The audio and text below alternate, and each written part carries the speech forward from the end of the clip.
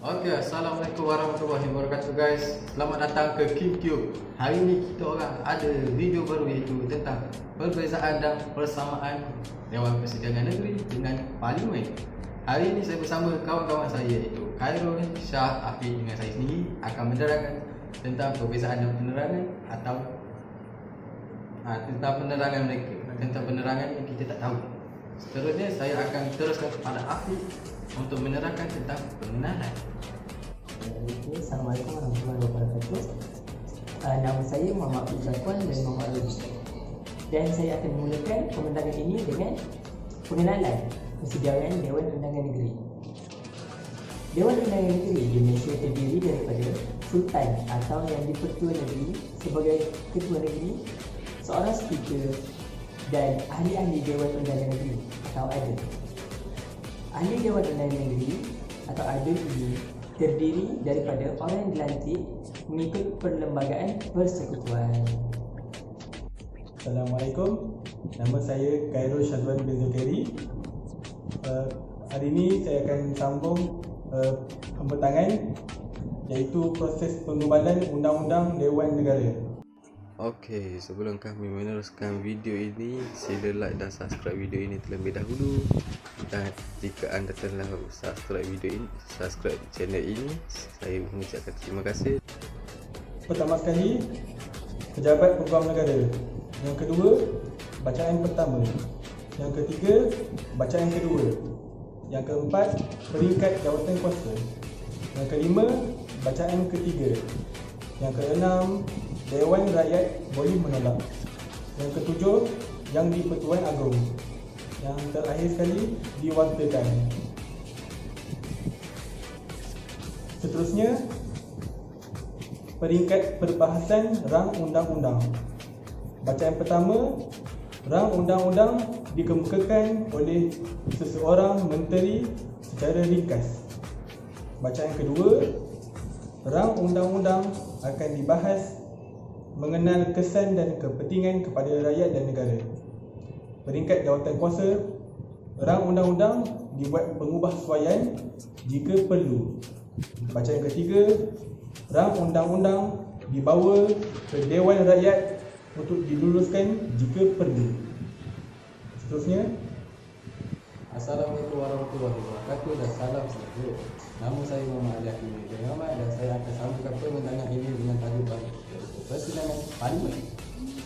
Seperti yang kalian tahu, maksud Parlimen adalah badan perundingan bagi kerajaan persekutuan yang menuliskan dan membuat undang-undang persekutuan, memeriksa dasar-dasar kerajaan serta menuliskan bajet kerajaan dan cadangan cukai yang baru. Seterusnya, saya akan memperkenalkan ahli jawatan kuasa Parlimen yang tertentu. Pertama sekali, yang di-Pertua Agong ke-16. Seperti nama baginda iaitu Kebawah Duli Yang Maha Mulia Seri Paduka Baginda. Yang di-Pertua Agong ke-16, Sultan Abdullah bin Al-Qadri Al-Mustafa Billah Shah Ibni Al-Mahrum Sultan Haji Ahmad Shah Al-Mustahim Billah. Baginda menjadi ahli jawatan kuasa Parlimen daripada 31 Januari tahun 2019 sehingga kini. Mengikut perkara 55 Perlembagaan Persekutuan, hanya Seri Paduka Baginda yang di-Pertua Agong sahaja yang boleh memanggil Parlimen untuk sidang. Yang kedua, yang di-Pertua Dewan Negara. Nama beliau adalah Yang Berhormat Tan Sri Dato' Sri S.A. Vinaswara. Tempoh beliau berkhidmat dalam Parlimen daripada 26 April tahun 2016 sehingga 22 Jun tahun 2020. Tugas beliau adalah bertanggungjawab mengawasi perjalanan mesyuarat supaya berjalan dengan licin, memastikan perbahasan ada berkaitan dengan perkara yang dibahaskan. Seterusnya, membuat keputusan mengenai peraturan-peraturan mesyuarat sekiranya berlaku perbalahan. Yang ketiga adalah Yang di-Pertuan Dewan Rakyat. Nama beliau adalah Yang Berhormat Datuk Azizan Harun. Tempoh beliau berkhidmat daripada 13 hari 8 tahun 2020 sehingga kini. Tugas-tugas beliau sama juga dengan Yang di-Pertua Dewan Negara, iaitu bertanggungjawab mengawasi perjalanan mesyuarat supaya berjalan dengan lancar, memastikan perbahasan mematuhi peraturan-peraturan Majlis Mesyuarat Dewan Rakyat, membuat keputusan dan taksiran mengenai peraturan mesyuarat sekiranya berlaku perbalahan juga. So, jadi seterusnya saya akan menerangkan tentang proses pengumpulan rang undang-undang di Parlimen. Pertama, dia ada 3 peringkat, iaitu Dewan Rakyat, Dewan Negeri dan Yang di-Pertuan Agong. Pertama sekali saya akan menerangkan tentang di Dewan Rakyat. Ia mempunyai 4 peringkat, iaitu bacaan kali pertama, bacaan kali kedua, peringkat jawatan kuasa dan bacaan kali ketiga. Jadi saya akan menerangkan satu persatu. Untuk bacaan kali yang pertama, Menteri memperkenalkan rang undang-undang dengan membaca tajuk yang ringkas. Pembahasan tidak akan dibenarkan sama sekali pada peringkat ini. Bacaan untuk kali kedua, Menteri akan membacakan tajuk panjang rang undang-undang dan mengemukakan dasar tersebut. Pembahasan dan meliputi dasar dan baik buruknya rang undang-undang itu pada am. Yang ketiga adalah peringkat jawatan kuasa. Ahli Dewan membahaskan butir-butir rang undang-undang dengan terperinci. Yang keempat adalah bacaan sekali ketiga. Rang undang-undang diluluskan oleh Dewan Rakyat dan dihantarkan kepada Dewan Negeri. Yang kedua, di Dewan Negara, bacaan mempunyai 4 peringkat sama sahaja seperti di Dewan Rakyat. Yang pertama sekali adalah bacaan kali pertama. Rang undang-undang yang telah diluluskan Dewan Rakyat diserahkan kepada Dewan Negara dalam bentuk perutusan. Perutusan tersebut dianggap bacaan kali pertama rang undang-undang. Yang kedua adalah bacaan kali kedua. Menteri membacakan tajuk panjang rang undang-undang dan mengemukakan dasar rang undang-undang tersebut. Pembahasan meliputi dasar dan baik buruknya rang undang-undang tersebut pada am. Yang ketiga adalah peringkat jawatan kuasa. Ahli Dewan membahaskan butir-butir rang undang-undang dengan terperinci. Yang keempat adalah bacaan kali ketiga. Rang undang-undang diluluskan oleh Dewan Negara. Yang seterusnya adalah di tempat Yang di-Pertuan Agong.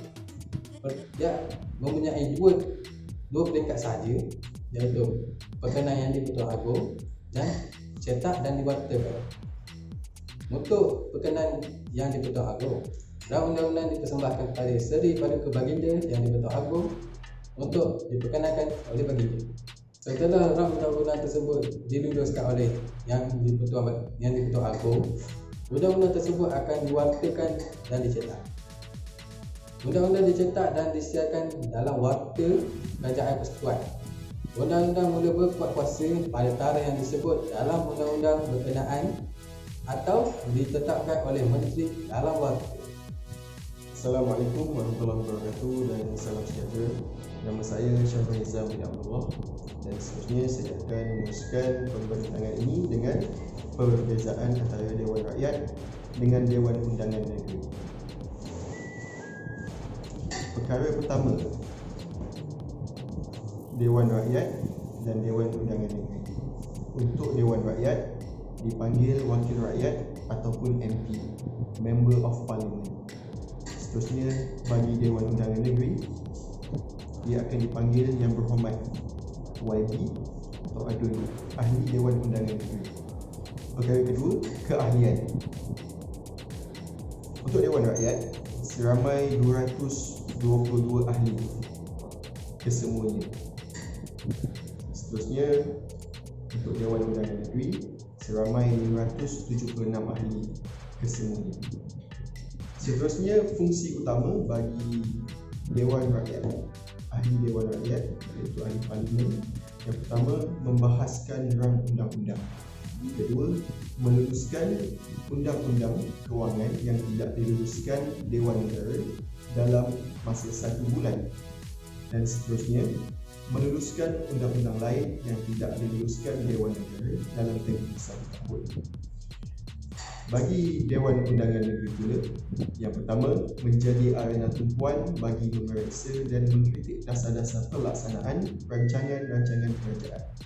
Seterusnya, meluluskan perbekalan, mempertimbangkan jenis dan kebaikan perundangan yang dibawa kepada DUN serta mencadangkan pindaan bersesuaian sebagaimana yang perlu difikirkan. Seterusnya, memeriksa akaun awam untuk memastikan wang awam dibelanja mengikut kelulusan DUN dan mengikut kepentingan pembayar cukai. Fungsi utama yang terakhir untuk Dewan Undangan Negeri ialah melantik jawatan-jawatan kuasa pilihan untuk tujuan siasatan melalui perbicaraan awam dan laporan. Seterusnya, persamaan antara Dewan Rakyat dan Dewan Undangan Negeri. Yang pertama, pemilihan. Mereka dipilih oleh rakyat melalui pilihan raya yang diadakan setiap 5 tahun. Dan kedua, tempoh perkhidmatan. Tempoh perkhidmatan mereka adalah sama 5 tahun sehingga Parlimen dibubarkan untuk seterusnya. Sebagai kesimpulan, sebagai rakyat Malaysia, kita perlulah mengetahui apakah itu Parlimen dan Dewan Undangan Negeri yang ditubuhkan di Malaysia dan bagaimana proses penggubalan undang-undang yang dilakukan oleh Dewan Undangan Negeri dan Parlimen. Selain daripada itu, sebagai rakyat Malaysia juga, kita mestilah mengetahui fungsi ahli jawatankuasa Parlimen dan Dewan Undangan Negeri dalam menggubal undang-undang yang ada dalam kehidupan seharian kita. Seterusnya, sebagai rakyat Malaysia, kita juga mestilah bersatu dan akur dengan keputusan yang dibuat oleh ahli Dewan Undangan Negeri dan Parlimen, kerana proses pengumbalan undang-undang yang dilakukan oleh ahli Dewan Undangan Negeri dan Parlimen adalah di bawah diperkenan Yang di-Pertuan Agong pada ketika itu. Akhir sekali, Parlimen dan Dewan Undangan Negeri adalah antara jawatan kuasa yang paling penting dalam menjamin Malaysia menjadi sebuah negara yang aman dan harmoni, kerana melalui Parlimen dan Dewan Undangan Negeri ini lah terbentuknya undang-undang yang menjamin kesejahteraan sesebuah negara yang aman dan harmoni.